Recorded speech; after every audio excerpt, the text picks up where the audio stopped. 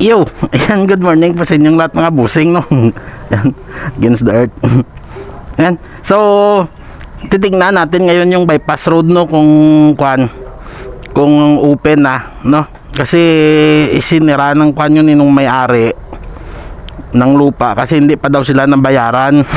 Kaya isinara nila noon, no? Nung last week. Ngayon, tignan natin, okay? Kita-kits tayo dyan sa labas. Tingnan natin kung pwede na tayo makapasok para makapag-exercise ulit doon. Yan, kita-kits.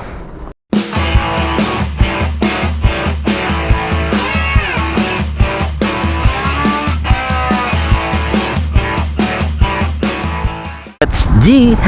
Si Bogs. Tara na. Tingnan natin doon kung open na. Parang ulan, no, pero kahapon at tatlong araw nung napakagandang mga panahon eh. Yan, no, maulan, ulap, makapal yung ulap. Yan, tingnan natin. Sana open na. Nabayaran na sana.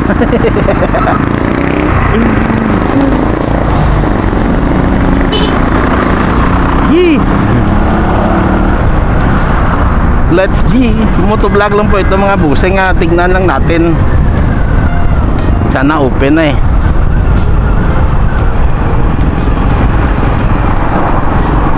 Ang mahal. Road Chris Bisdak, no? Ayan, nagpapa-shoutout Road Chris Bisdak. Yan bro, my brother and the other side. Good morning bro, shoutout. Yan, bro Road Chris, no? Sinasagot ko yung kuan mo, yung ano ba yan, yung post mo, no? Sinasagot ko lang yun, pero usapang kaibigan lang yun, huwag kang magalit. Sa totoo naman kasi hindi dapat ito isisi sa gobyerno eh. Itong pagtaas ng mga kuan na to, anong magawa natin dyan nasa gitnang silangan yung gira, doon tayo bumibili ng mga langis natin ng buong mundo, hindi lang dito sa atin yung tumaas yung China tumaas, yung Japan tumaas, yung Canada na tumaas, Australia tumaas, New Zealand tumaas, lahat, no? Halos doble ang tinaas ng mga presyo nila. Sa kanila nga mga mura yung mga gasolina, pero tumaas pa yung mga presyo nila. Sa atin pa kaya dito. Tapos isisi natin sa gobyerno na walang ginagawa. Ano yung mga subsidiya na binibigay ng gobyerno sa mga driver na para sa panggasolina nila, 5 milyon para sa panggasolina. Wag niyong sabihin na pati pamilya nila doon, pati pagkain nila papatong pa nila doon sa 5 mil na yun. Subsidy yun para sa panggasolina nila sa pang-araw-araw. Hindi yon para sa pampamilya, kundi sa panggasolina nila yon. Dahil sa gasolina yung crisis, no? Para libre na sila sa panggasolina, yung makita na nila sa pagbabiyahe nila, yun yung para sa pamilya na nila. Hindi yung binigay pa ng gobyerno na para panggasolina, yun pa yung ilakip nyo pa doon yung pampamilya. Kaya siyempre makulangin talaga yun. Kukulangin talaga 5 mil, diba? Pero kung sa panggasolina lang pang araw-araw, hanggang sa makasurvive, hanggang bumalik sa presyo ulit yung yung gasolina natin sa mababang presyo, yon okay yon. Makatulong ng malaki yung 5 mil na panggasolina na yon, diba? Tapos sabihin mo nyo pa na walang ginagawa yung gobyerno. Gumising kayo, no? Gumising kayo. Wag nyo kasing wag kayong tumingin sa isang tao lang, no? Wag kayong maniwala sa isang taong nagsasalita lang nang walang ebidensya, no? Ako hindi nyo ako masabihan na bias ako sa isang politiko. Tandaan nyo tong daliri nito, wala tong bahid ng tinta simula nung eleksyon na si Pinoy pa yung nagtakbo ng Pangulo, walang bahid ng tinta ito, dahil nakita ko na noon pa na ganito na yung gobyerno natin. Kaya tinamad na ako magbuto. Okay? Wala akong bahid ng politika, wala akong kulay, wala akong sinusuportahan na pamilya. Kaya't nakikita ko lahat, no? Pumapasok ako sa vlogger na DDS, tinitignan ko yung mga sinasabi nila. Pumapasok ako sa BBM vlogger, tinitignan yung sinasabi nila, tinitimbang. Tapos titignan ko yung mga pinagsasabi nila doon sa mga malalaking istasyon ng nagbabalita, no? Titignan ko yun. Titignan ko yan. Tapos ibalanse mo yung ebidensya. Yan. Ebidensya yung kailangan natin. Hindi tayo magbabase sa salita lang, no? Tapos sa picture ng mga ebidensya na yan. Ha? Dahil kahit sino pwedeng magsalita na ganyan, ganon. Magnanakaw, ganon, no? Pwede rin magyaan. Kung aga pwede rin pabalas de. Ayos. Thank you. Okay na. Open na. Yan. So tuloy natin, no? Ayun pala. Sarado pa rin.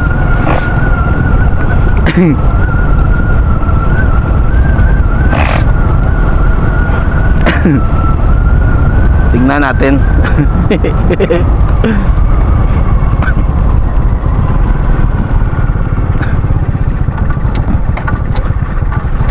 Good morning. Hindi ba pwede magyan ng ad?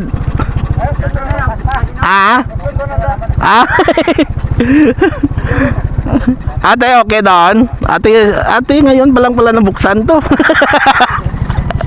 Ayan, buksan na nila. Pwede na tayong magpapapawis dito. Yan o, tinatanggalan na nila ng kan.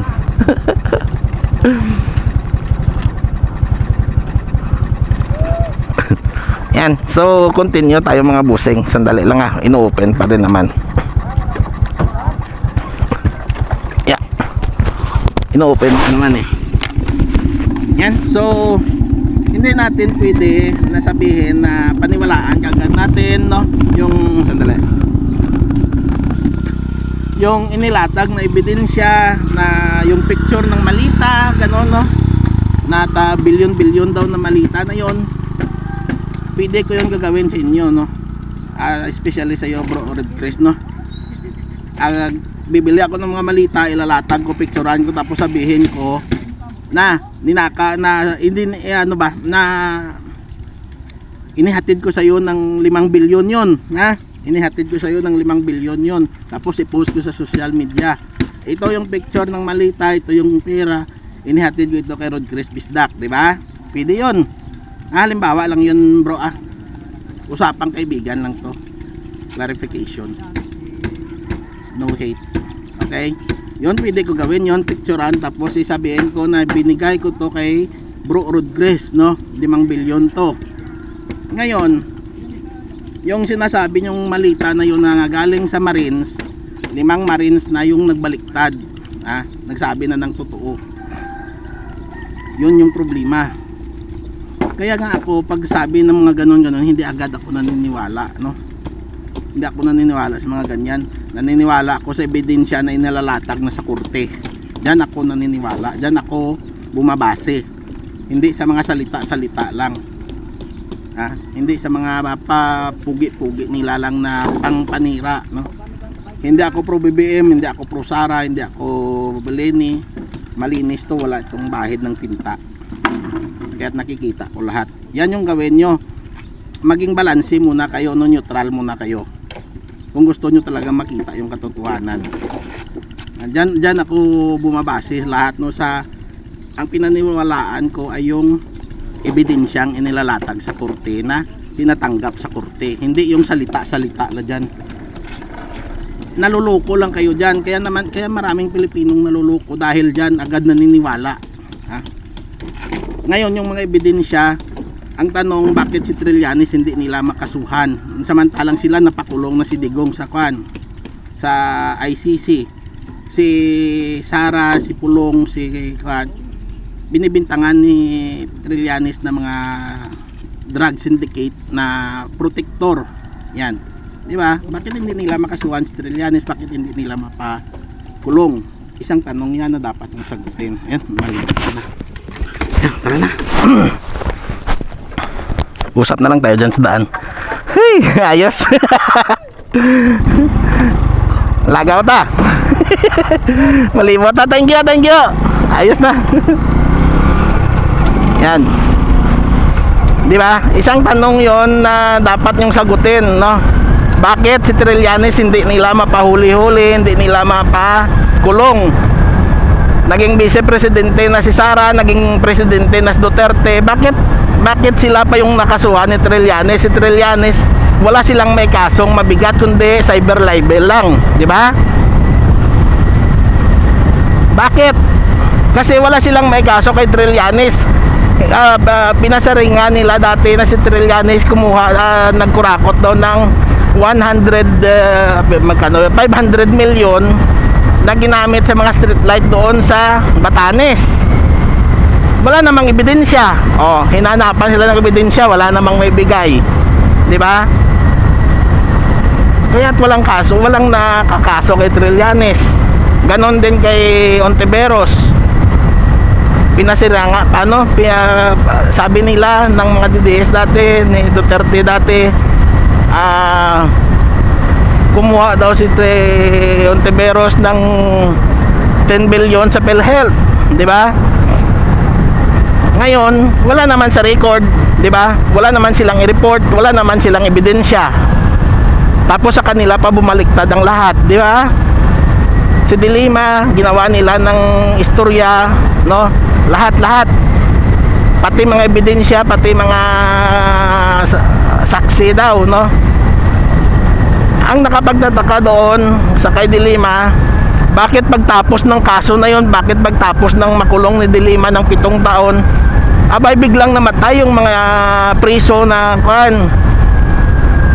yung mga priso nagtestigo biglang namatay, sa COVID daw, lahat sila biglang namatay sa COVID. Diyos ko po, agaran. Si JB Sebastian, si Peter Lim, ganon, biglang namatay sa loob ng dahil sa COVID daw. Ngayon napatunayan walang sala si Dilima, hindi nakalabas, di ba? Yan yung problema hanggang ngayon ginagamit pa rin nila Ngayon si Sara sa DepEd tinatanong about sa confidential fund.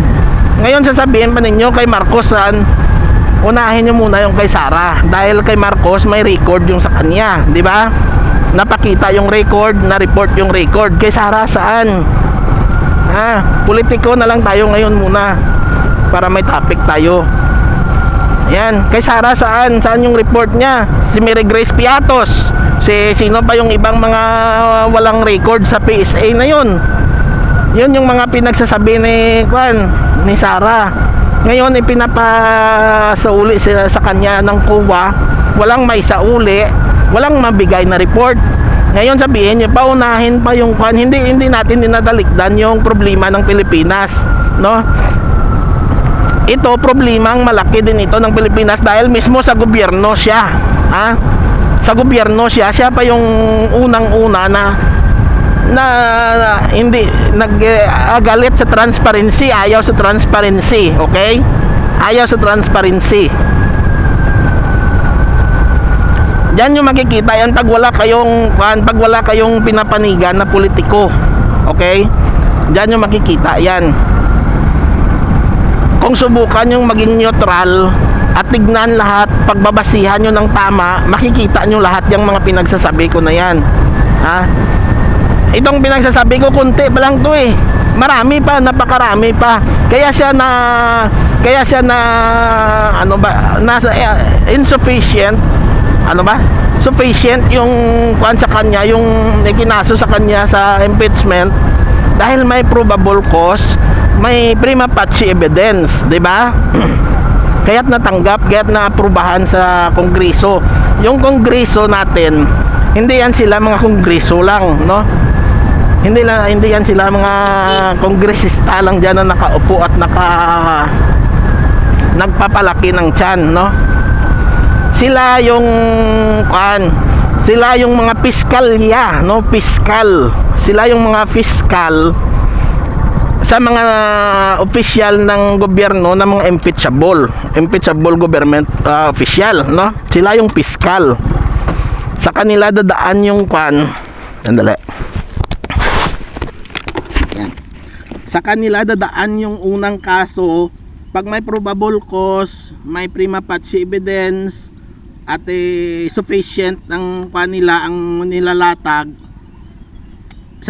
Yan imbitahan na nila yung opisyal, no, na trabaho yan ng kongreso, hindi yan dahil sa idol yung isang tao. Trabaho yan ng kongreso, sila ang piskalya, no, sa mga impeachable official. Okay, sa kanila muna dadaan. Pag natapos yung hearing nila at naaprubahan, no, dahil walang may latag na maganda yung inakusahan, iakyat na yan sa hukuman. Diyan na yan lilitisin sa hukuman. Saan yung hukuman? Sa Senado. Yan. Ng mga impeachable official. Yan. Wala na yung karapatan sana yung mga natin, yung mga justice system natin diyan, dahil ang usapin na yan ay nasa loob na ng gobyerno natin. Ha? Sila na yon yung di ba dati kay Corona, no? Chief Justice Corona na akyat sa trial doon sa Senado, di ba? Yan din yung nangyayari kay Sara.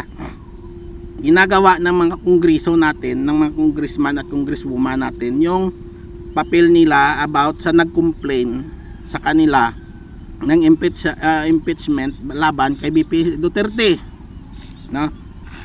Yun yung iba dyan yung sinasabi, ang daming problema ng Pilipinas, hindi nyo inaasikaso nila, hindi nyo lang nakikita.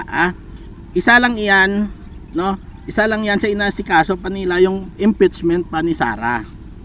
Dahil maraming tambak-tambak na inaasikaso yan sila. Isa yan sa pinaka-importante. Pinaka-importante yan. Dahil siya mismo ay opisyal natin. Bakit niya kinuha yung mga pira na yan? Kung wala siyang kinuha, dumalo siya at sagutin niya. O, di ba? Bakit 16 lawyers, dalawang impeachment complaint, walang dumating na mga sa lawyer niya, kahit siya, no? Kahit siya. Yun yung nakapagtataka, di ba?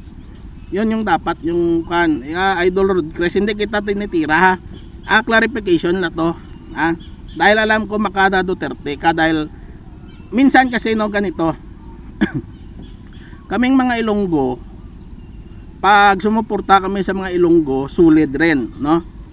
Sulit rin. Pero pag nalaman naming mali yung politiko na Ilonggo na yon, kami mismong mga Ilonggo ang babagsak sa kanya. Hindi namin tinotolerate yung mga masasama o mga hindi magandang gawain ng politikong Ilonggo na yon. Kami mismo ang nagpapabagsak sa kanila. Kami nagkakaisa, ha? Nagkakaisa kaming sumuporta pero sa tama kami sumuporta, ha? Sana ganun din yung gagawin nyo diyan sa Mindanao, no? Tignan ninyo tumingin kayo sa ebidensya, hindi sa isang tao lang, hindi sa mga vlogger ng mga sinusuportahan nyo. Siyempre vlogger nila yon, siyempre kung ano yung mga magagandang salita para sa amo nila, yun yung gagawin nila. Pero tignan nyo yung mga pinagsasabi nila, ha? Hindi nyo ba nakikita yan na halos lahat ng inilalabas nila, ha? Sa 10 nilalabas nila, isa lang yung tama, siyam yung fake news. Nakikita ko yan. Sana makita nyo yan, kaso hindi nyo yan nakikita kasi pinaniniwalaan ninyo, ha? Hindi ako maka Duterte, hindi ako maka BBM, hindi ako maka Leni, no? Hindi ako maka na Pinoy na yon. Kung ano man yon, ha? Wala akong bahid na politiko. Nakikita ko lang yung katotohanan. At kung saan yung tama, doon lang ako. Doon ko kayo sasagutin sa tama. Okay? Sana bago kayo bumuto sa 2028, tignan nyo munang mabuti, ha? Ngayon, yung idol nyo, kaya niyang ipamigay lahat kahit sa Pilipinas, eh. Kita mo, wala siyang reaksyon sa West Philippines Sea, na atin yung West Philippines Sea. Ipamimigay, i-give up pa natin yon, na nasa atin na yon. Ipinaglalaban na natin yon. Tapos ngayon give up na lang. Ay Diyos ko po. Yung mga mangingisda natin doon, araw-araw andun sila. Bigla na lang matigil yung kanila. 'Di ba? Bumuto kayo na ang minamahal nila ay bayan, no? Bayan. Hindi yung pangsarili lang nila. At ibang bansa yung makinabang. Ha? Sinabi pa na bilyon-bilyon daw yung kinuha ng gobyerno ngayon. Sino ba yung kuan, ha? May ebidensya ba kayo niya na bilyon-bilyon yung kinuha ng gobyerno ngayon? 'Di ba? Pero nung sinabi na sa panahon ni Duterte lumaganap lahat, pugo, korupsyon sa DPWH, hindi pa kayo naniwala doon. Pero lahat ng ebidensya itinuturo doon, ha? Itinuturo doon sa nakaraang administrasyon, ha? Diskaya saan tumubo ng tudo-tudo mula 2016, kahit na may pandemya may income sila bilyon-bilyon, di ba? Ay Diyos ko po. Sampul lang yan. Sampul lang yan.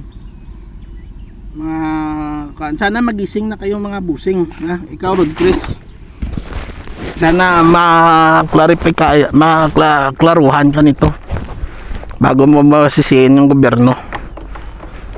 Dahil yung gobyerno nakikita ko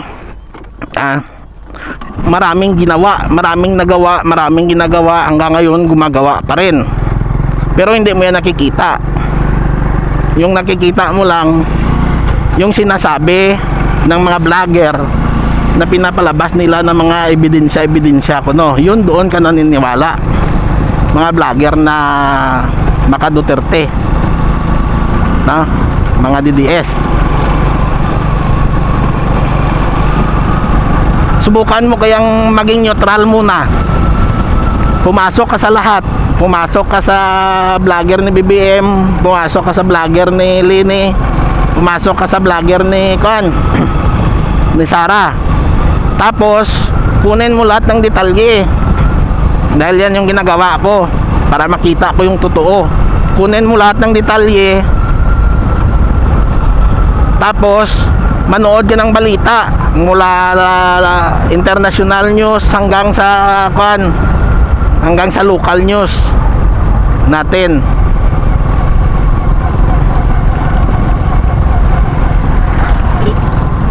At yung mga nakulikta mong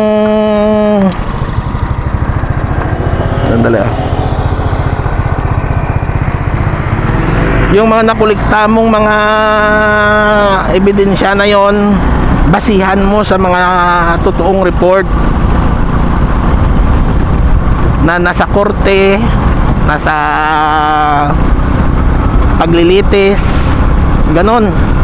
Kung sino yung tama, kung kaninong ebidensya yung tama, ha? Kung kaninong ebidensya yung mas matimbang na may katotohanan, at doon ka pumanig. Doon ka pumanig, idol.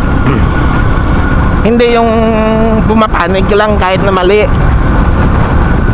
May vice presidente ba tayong ganon? Si Sara lang magbabanta sa buhay ng mga presidente, ng pamilya ng presidente. Si Sara lang gumawa nun eh. 'Di ba? Kaya't isa 'yon sa naging probable cause sa kanya sa impeachment. Dahil sa kanya mismo nanggaling yung mga ebidensya na nagtuturo sa kanya. Yan, sana magising kayo sa katotohanan.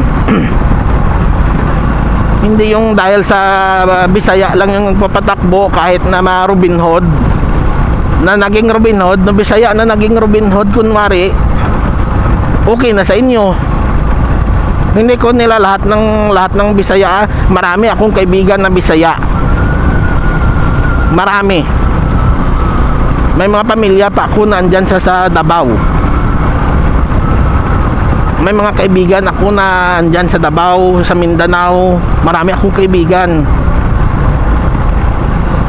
Marami akong kaibigan na Bisaya.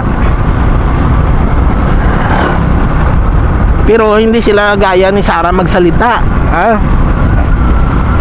Isa ka na doon, bro Rodgres, ha. Kaibigan kita, brother kita, ha. In other hand, brother kita, in other side, okay? Bisaya ka din, pero kaibigan kita. Hindi ka rin gagaya ni Sara magsalita.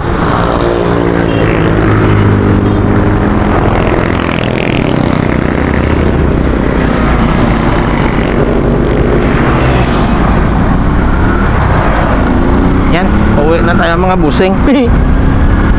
Ayan, bro Rodgres, no? Clarification lang ito, bro. Usapang kuro-kuro lang ito, okay? Usapang magkaibigan lang. Wala akong galit, wala akong paki ko dyan sa politika, no? Sa gobyerno lang ako. Sa Pilipinas lang ako. Wala ako sa politiko, wala ako sa politika, okay? Sa Pilipinas lang ako. Sa mga tamang nagpapalakad ng Pilipinas. Pero tandaan nyo, hindi ako bumuto.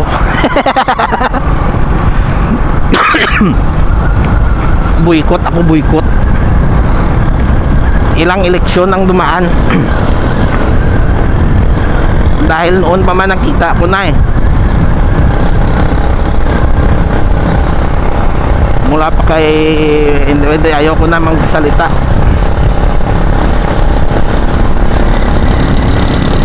Basta yung mga pinaglalaban-laban dati na doon nagsimula ang lahat.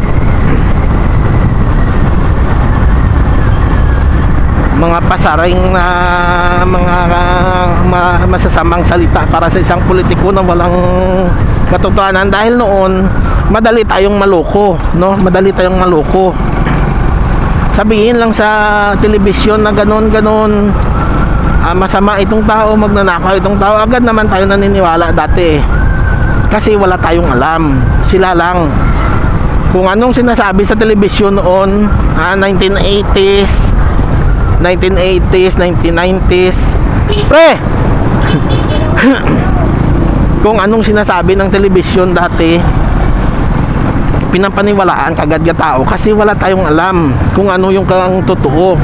Pero ngayon, ginagamit pa rin nila yung estilo na yon, pero nalalaman na ng tao yung katotohanan kasi may internet na, nakikita na yung katotohanan.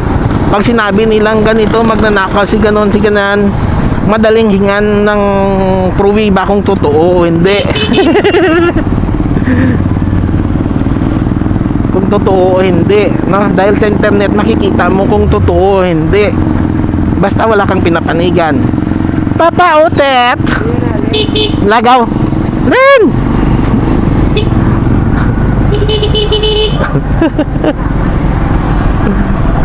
Hamot doon ah. Yan, so hanggang doon na lang po, no? Ayan, so idol, bro Rodgres, na maging kan ka, kaya subukan mo lang maging kan ka muna, neutral ka muna at magsaliksik. Sulod ko. At magsaliksik, okay? Hanggang dito lang. Bye-bye. Sila meron dito, no? Baka bukas nga pala may kwan tayo na babalik ako doon sa kay Junald at makabili ng alimasag, okay? Kita-kits sa kay Junald.